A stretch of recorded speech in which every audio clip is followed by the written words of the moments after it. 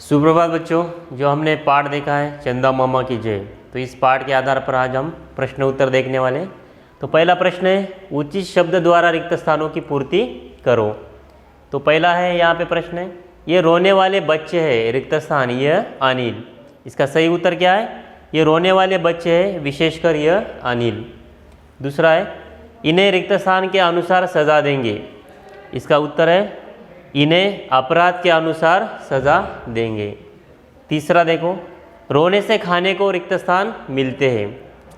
देखो, रोने से खाने को लड्डू मिलते हैं। आगे, रात रानी तुम बच्चों पर रिक्त स्थान कर रही हो। इसका उत्तर है, रात रानी तुम बच्चों पर अन्याय कर रही हो।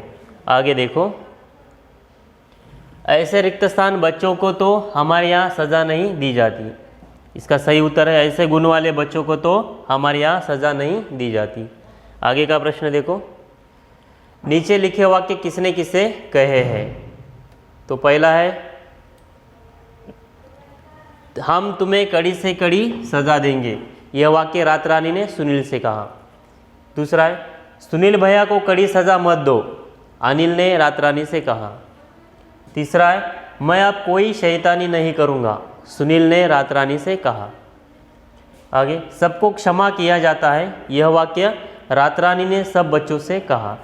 आगे का प्रश्न देखो, निम्नलिखित प्रश्नों के उत्तर लिखो। अब इस प्रश्न का उत्तर लिखना है। इस एकांकिका सारांश अपने शब्दों में लिखो। जो एकांकिका थी, इसका सारांश यानी पूरा जो पहले से लेकर आखिरी तक ये पाठ का जो सारांश है, उसे अपने शब्दों में लिखना है। तो कम से कम शब्दों में ये आना चाहिए। न्यायाधीश रात रानी के सामने नींद परी कुछ बच्चों को पेश करती है, उन पर मुकदमा चलाया जाता है।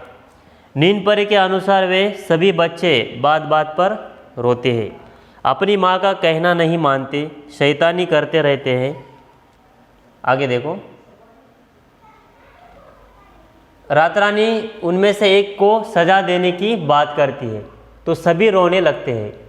तभी चंदा मामा आ जाते हैं और यह बताते हैं कि ये बच्चे एक दूसरे को बहुत प्यार करते हैं, आपस में कहना कभी झगड़ते नहीं हैं और जो बड़ों का आदर करते हैं और उनका कहना मानते हैं। ऐसा आपको इस एकांकिका सारांश लिखना है। दूसरा है, इस एकांकी के पसंदीदा पात्र का वर्णन लिखो। जो आपको इस एकांकिका में जो पात्र है, सुनील है, अनिल है, रात रानी, चंदा मामा, नींद परी, इनमें से एक को आपको यानी मन पसंदीदा जो पात्र है, आपको जो पसंद है, उसको आपको आपके शब्दों में वर्णन करना है, लिखना है।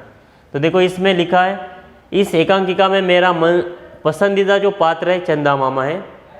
उनके आने पर सभी बच्चे खड़े होकर खुशी से ताली बजाते हैं।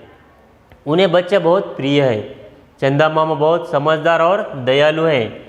वे रात रानी को बच्चों के अच्छे गुणों के बारे में बताकर उन्हें सज़ा न देने के लिए कहते हैं। तो ऐसे इसके बारे में आपको लिखना है। ये नमूना उत्तर है। विद्यार्थी अपने पसंदीदा पात्र के बारे में लिख सकते हैं।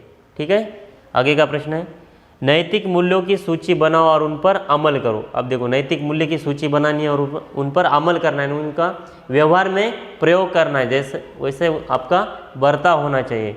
जैसे कि नैतिक मूल्य है, बड़ों का आदर करना, छोटों को प्यार करना, शांति से रहना, सच बोलना, बड़ों का कहना मानना, ये नैतिक मूल्य है और ये हमें अच्छी तरीके से यानी व्यवहार में लाने हैं। ठीक है। तो इन प्रश्न उत्तरों को आपको लिखकर उन्हें याद करना है। ठीक है। ओके।